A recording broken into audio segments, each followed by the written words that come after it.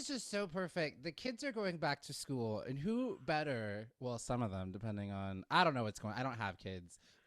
You soon will be having a kid that will need to be going away, but to No, school. But Leah, welcome back to the show. thank you. You just to catch everybody up. The last time you were on the show, it was revealed we went to high school together, and you were Yes, also my senior prom date. Not to be yes. confused, with my freshman, sophomore, junior prom date, because your boy went to the proms. Your boy went to all the junior, senior proms. Always got ass. I am in so many women's photos. They like so this gay man is just in Do you so know how many many ladies' mantles photos. you're like flocking right now? Like probably to this Yes. day.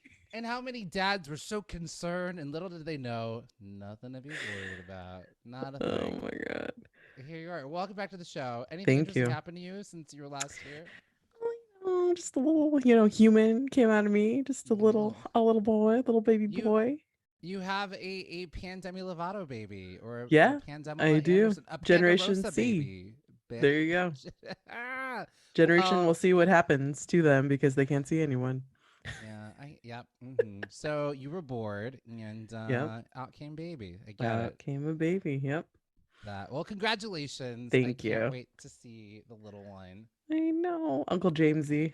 I just really can't wait for that Yeah, photo op. I can see it it's already. oh yeah, absolutely. That'll I'm be yeah. collecting photos of him with future leaders and like celebrities, and you're definitely going to be on there.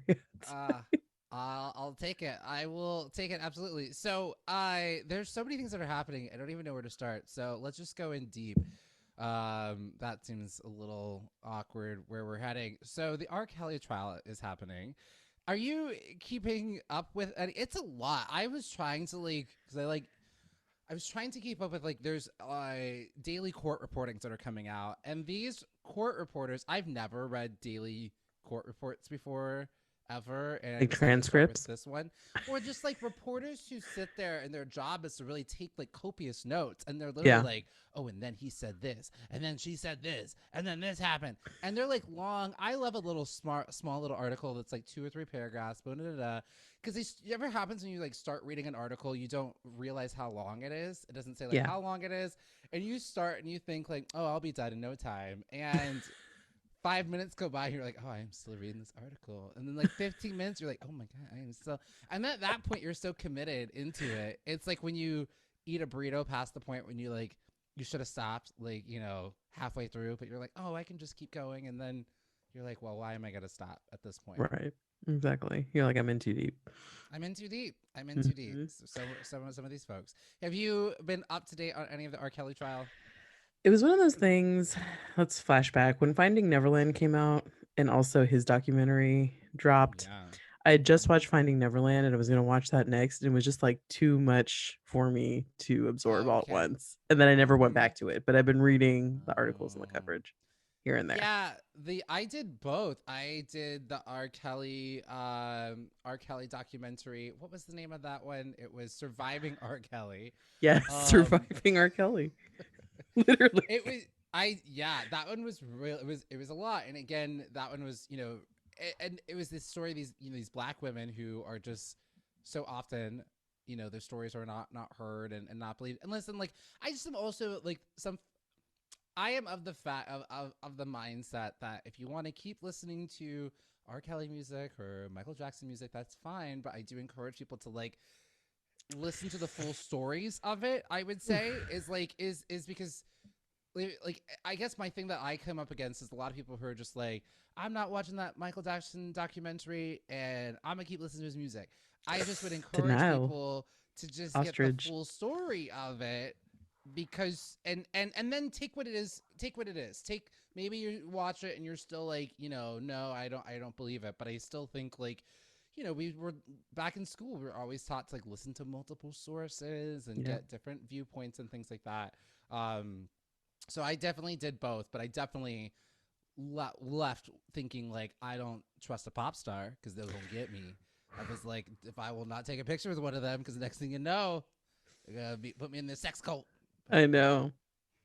Crazy, crazy. Like I feel, yeah, I don't want to get off course, but like in the Finding Welcome to Neverland, Minority Corner. I mean, when you see the grown men breaking down, like to me, what stuck with me is when one of the victims starts talking about him having a child and how that brought up all the Oh, feelings because he Wade. was seeing how innocent his child Yeah, was. yeah, I lost it. yeah. I was like, oh my God. Like, if this is Yeah, fake, yeah. he needs an Academy Award. Well, and it just goes back to, for one, just the statistics on people who lie against sexual assault, and specifically men. It just isn't there.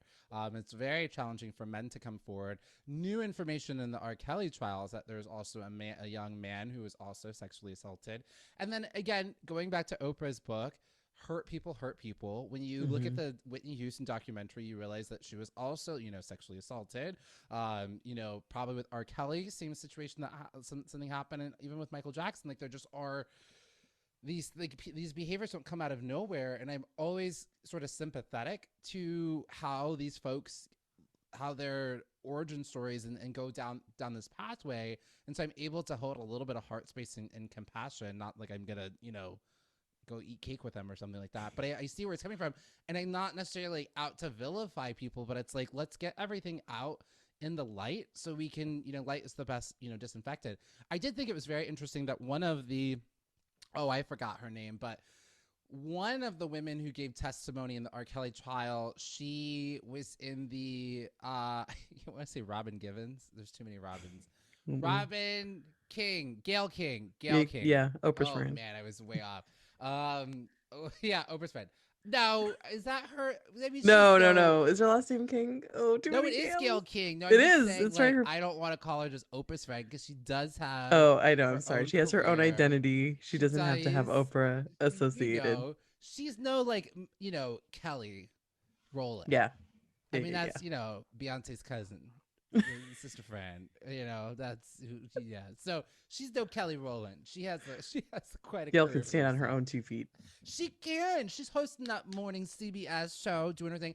And I love me. And what I love is that Gail and Oprah interview from two different tactics. They both will go in because Oprah had, were you silent or silenced? Silent. Like Oprah will cut to it. But Oprah comes at it from like a heart space where she's like, let me get to the good from a heart space. Gail is just like a hardcore journalism, like Hmm. unfazed. Remember when R. Kelly was like yelling at her and popping off? And she was just unfazed. She was like, Robert, okay, Who Robert, when you're also came done, for her? Was it Snoop done. Dogg? Well, it was also, there was that one girl who was like, she attacked a young black man. Oh my Yes, God. she had attacked that Yes. young black man who, like, she was like, he stole my phone. And she attacked that young black man. This rich girl from Florida, I believe, if memory serves me correct, attacked this young black man because she thought he stole her phone. Her phone was in some lift. And I because remember she this. clearly comes from money, she was doing like an apology tour, sat down with Gail, and wore some sort of hat that was like daddy's girl, something that was just like not appropriate for an interview. And she was trying to like come for Gail, and Gail was just like, girl, Remember that I'm not lawyer? doing That poor this. lawyer. Yes, that Stuck lawyer was in the like, middle. please don't say this to Gail King. Please stop. You She was don't. I wanted her to blink 3 times that she was okay. She was just like so stoic, just like sitting there in You the dumpster wait, fire. waiting for the check to clear. Just Hmm. waiting for that check to clear. I hope that She's money like, was Venmo me, worth it, girl. lawyer lady. Oh God. But so in that same interview where R. Kelly was like wilding out, and also too, like, whoever, I don't know, what is that old saying that like thou doth protest too much? Too Like that's much. The Shakespeare. yes, Look at you. yeah. So clearly that's going on with Robert. And oh shit, some other scandal that came out, that apparently that he married Aaliyah in order to get her an abortion.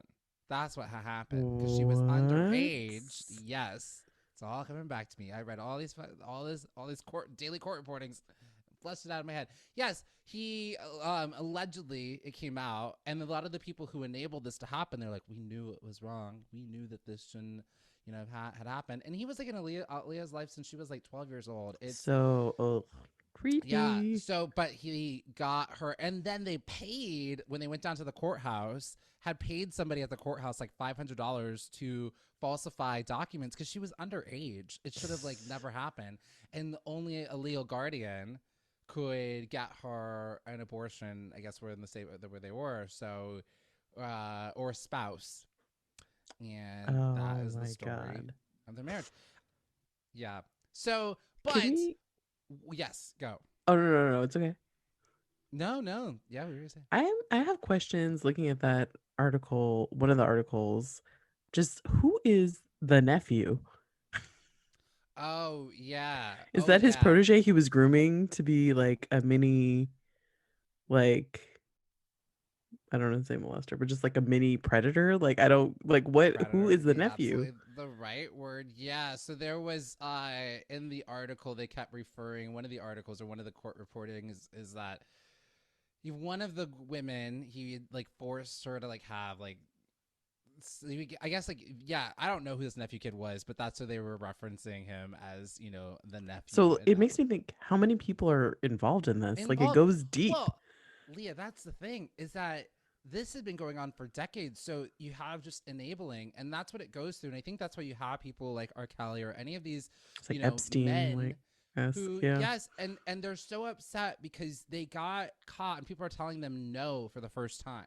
Yeah. He literally was able to like pee on women and get women to like, leave their entire families. Like their families would, like he would just pretty much take these women off to his compound or whatnot and make them like in this cult like atmosphere.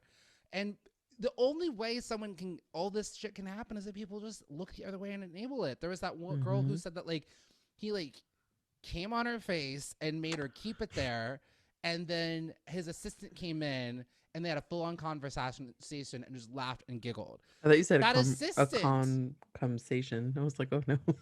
I for a conversation. was like, ooh. Yeah, But didn't he say something like leave it till it hardens? I was like, what a yes, fucking dick. so you have all that. So you have all these people who were just so complacent. So it is like, and also just everybody who, I mean, this thing goes deep because it does also, if you listen to an R. Kelly song and like the last like 2-3 years or we're bopping around to it, you're also complacent, right? Oh, Like I know. I can never there were listen so to many people Remix to Ignition ever again. I think I luckily was not really that. This doesn't hurt me too hard because I just really wasn't that much of a fan, honestly. I Ever, mean, take it or never, leave it. ever. I was A not ride or little head die. bump. I Nothing. believe I Can Fly was overplayed. I just was, Oh, done with no. it. My brother loved that 12 play album or not, so that got played a lot. I just wasn't like. I actually did not like Remix to Ignition. There's just like What? there's. I don't care for it. It's not my jam. I don't like it. It's Just not the my hot and beat. fresh out the kitchen just wasn't It's this. resonating. I think the song is so cheesy and so annoying. I'm gonna say it. That song came out around a time of era of hip hop music that I just am just like I roll my eyes about. That's about the time of like Mary J. Blige is Fine. I hate that song with a passion. This is I gonna hate get it edited, right? so bad. I just remember So there's people someone we don't went. come for me. I don't know. I I was hate about to that tell you song. a story. There's someone we went to high school with who I remember every time Love that song. Remix to Adrian. Ignition, she would act it out. Oh, wow. Okay. Like Well, the whole, like the kitchen, she's like flopping like pancakes. wild, wild. Um, so there's a lot there, and oh, but that one of the girls. So long story long, that same girl who the woman I should say, she's 23. She you might remember her if you saw her watch that Gayle King interview. She was one of the two girls who was like, no, we love him. Like he like all this is made up, and they were crying and all this stuff. And then if they would say something out of line, they'd hear a cough, and it was R. Kelly in the corner the Oh entire yeah. time. And it turns out, as everybody had predicted, they were lying and they were under duress. And she, has since testified. And it is kind of wild because it is so much like a cult because they would have to give him R. Kelly collateral against their parents, where they would have to lie about that, like their parents were forcing them to try to get to try to take naked pictures of them together, like as if that their parents were trying to set R. Kelly up, and that's why the relationship had started, Yeah. and that their parents were just like out for money and all these sort of things, and they would write these emails and these letters that were fake, so that way they had it. So it just, you watch these cult documentaries and you see these things, you just see the very a lot of the same similarities, and it's still unfolding. I'm glad it's finally all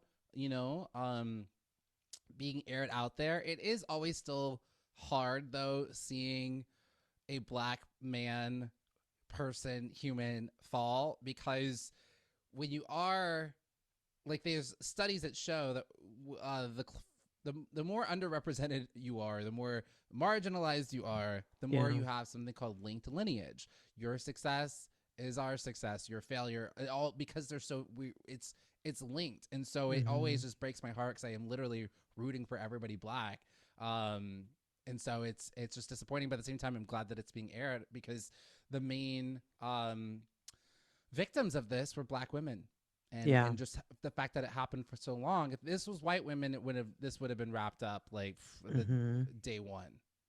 Well, the other thing that's really crazy too, and maybe I misread some of the like notes or the transcripts, but like I got the impression from one of the young women, the mom had the number in her phone and she had to go into the mother's phone to then get the number and start. It was just like also like what's going on there? You know what I Yeah, mean? so in that situation, I think it was the same woman. Is that like the when she was a young, like when she was a teenager, R. Kelly had she had met R. Kelly at like a concert or Yeah. something, and R. Kelly's man, like one of the people in R. Kelly's ring, had given R. Kelly given the woman R. Kelly's number.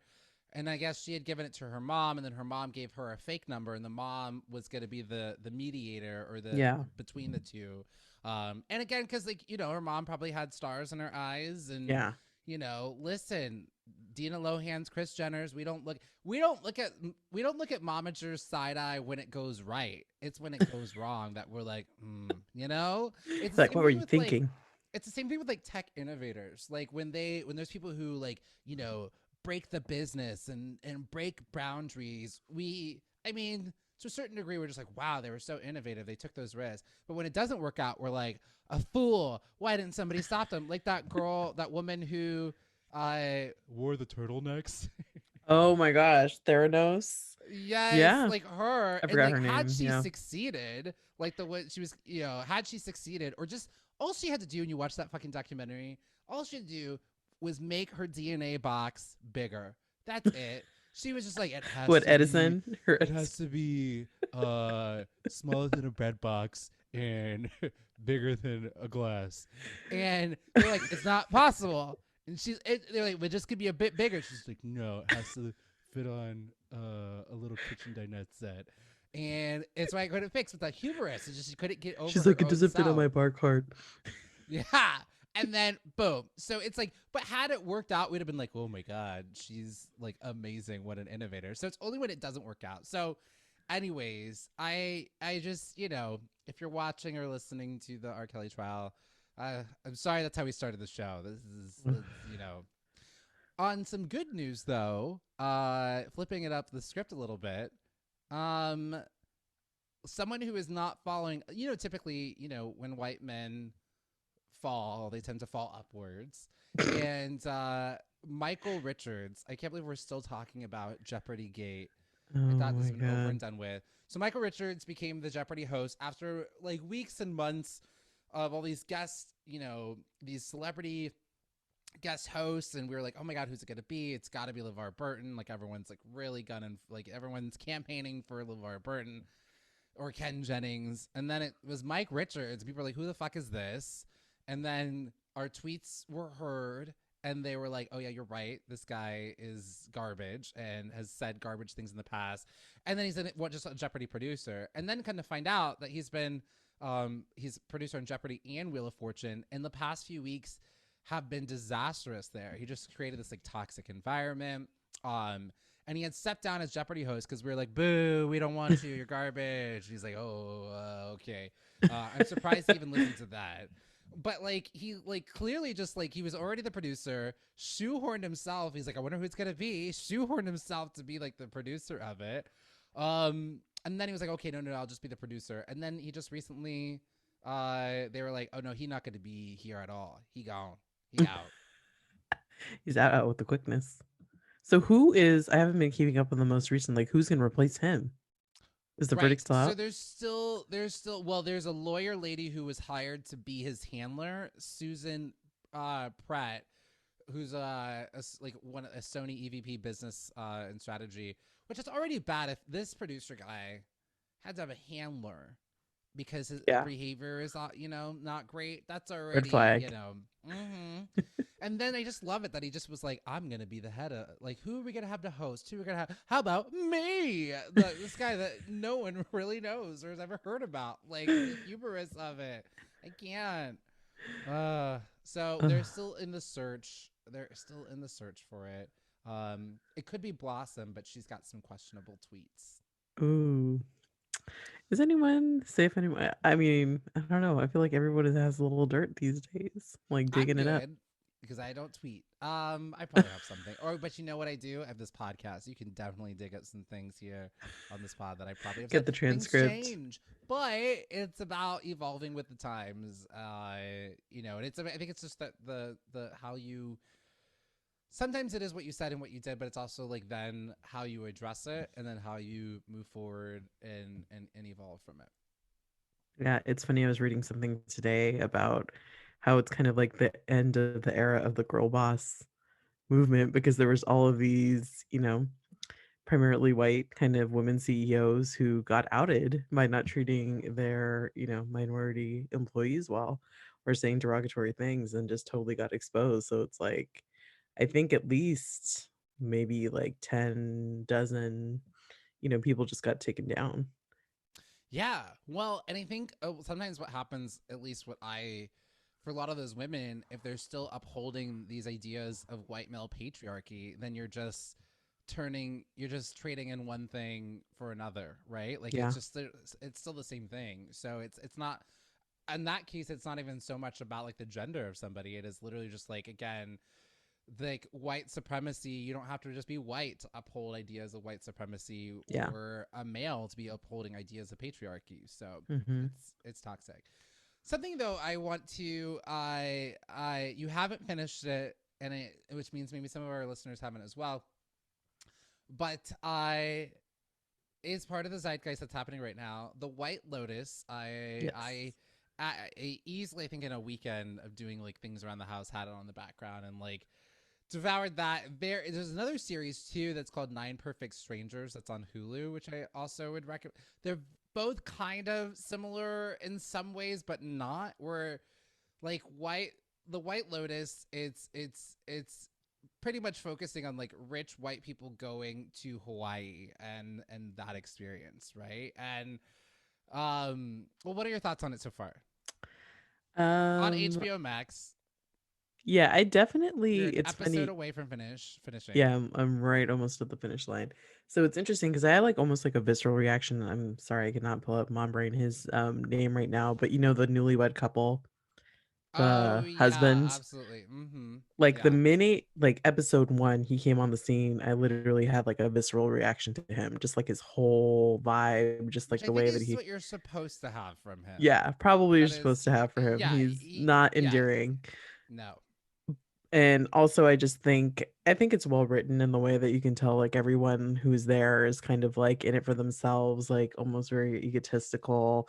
Like you have Stifler's mom who, you know what I mean, wants to Jennifer help. Coolidge. Say her name because this See, this is is my second no. interaction Oh with my you. Gail gosh. King, Stifler's mom. I'm Stifler's sorry, I forget mom, everyone's name. that is Jennifer Coolidge, who is a treasure. I She's love finally her. getting I her love, love, love roses. her. This is the best role that she has ever had, and it's written by Mike White. He's this white gay guy, white gay man.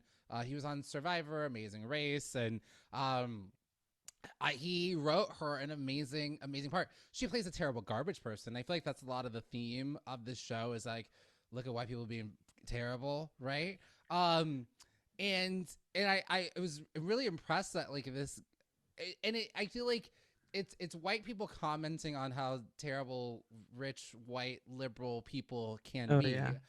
Um, and then you've got Natasha Rothwell from Insecure, who's also on it. She's doing Yeah, I love really her. really amazing work, and just how I don't know, just like where the conversation really is. I will say by the end of, and then even like being in there in Hawaii, like it's a dark comedy.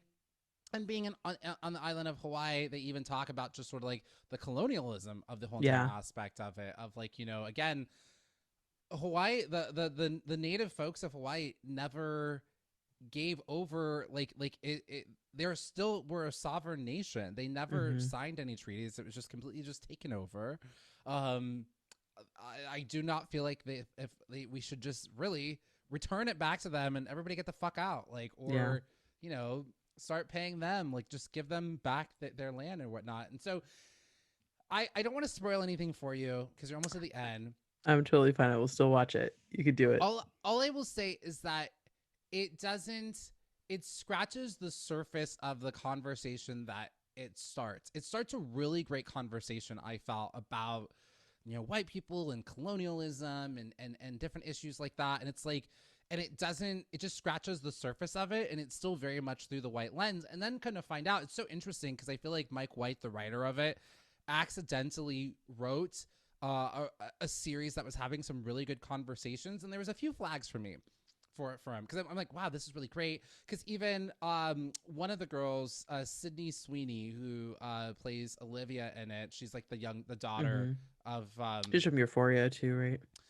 oh, that's what it, yeah, yeah, she's in Euphoria. That's what I meant. She's in Hmm. Euphoria. um and so she plays Connie Britton, who's fabulous, plays Connie Britton's daughter in it. And then Steve Zahn, back Oh from the my gosh. 90s, right? I have He's to like say, I was like pleasantly surprised to see him. I was like, "You're back," he's back playing a and he did a good dad job. now. He did a Yeah. great job.